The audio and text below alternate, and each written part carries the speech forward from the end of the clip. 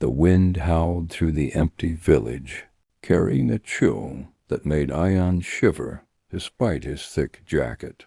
October nights were always eerie, but tonight felt different. He couldn't shake the feeling that something was watching him. He had stayed late at the village festival, helping carve pumpkins and arranging them outside the old abandoned house at the edge of town. Now, walking home alone, the pumpkin's soft glow flickered against the cracked walls, casting long, twisted shadows that seemed alive. At first he told himself it was just his imagination. The shadows stretched and danced as the trees swayed, moving with the wind. But then one shadow shifted differently. Ayaan froze.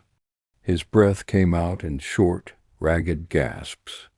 Just shadows, he muttered, forcing himself to move. But the shadows didn't obey the wind. They slithered, crawling across the ground like black, liquid fingers.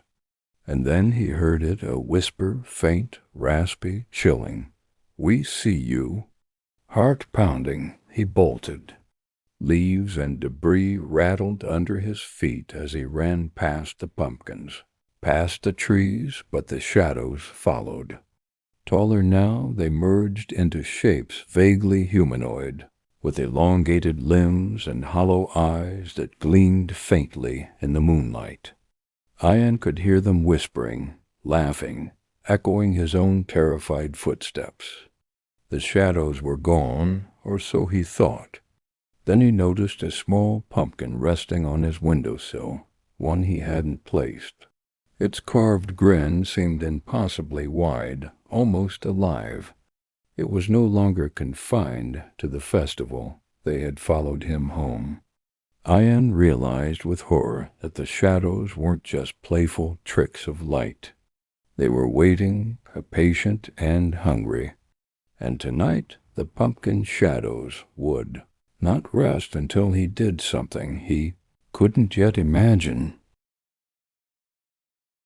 Sara had always loved Halloween, but this year she had decorated her apartment with more effort than ever.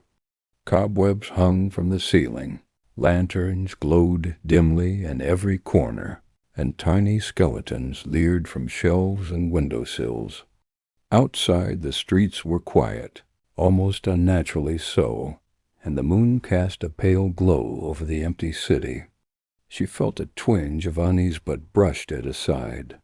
At 11 p.m., a knock shattered the silence. Sara froze. She wasn't expecting anyone. Its face was completely hidden beneath a dark, worn mask. Trick or treat. The voice was soft, raspy, as if dry leaves were brushing together. Something about it made Sara's stomach twist. Hesitant but curious, she opened the door. The figure had vanished. On her doorstep sat a small candy basket filled with candies. She didn't recognize strange shapes, colors that seemed almost wrong. Tentatively, she picked one up. The lights flickered. In the reflection of her living room mirror, she saw the costume standing behind her reflection, faceless, unmoving. Her heart raced. She spun around nothing. The shadows in the corners of the room began to twist, elongate, and crawl across the walls. Then a knocking returned, louder this time, coming from inside the apartment. Sara backed into the corner, clutching the basket. The candies began to roll across the floor, moving as if alive, tiny shapes crawling toward her like insects. The masked figure appeared in the mirror again, tilting its head, studying her. Its empty, dark mask seemed to stare directly through her, and the temperature in the room dropped sharply. Her phone vibrated in her hand. A single message appeared. The lights went out completely.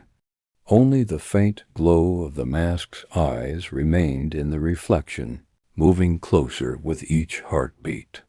She knew then this Halloween visitor would not leave her alive, and the night was far from over.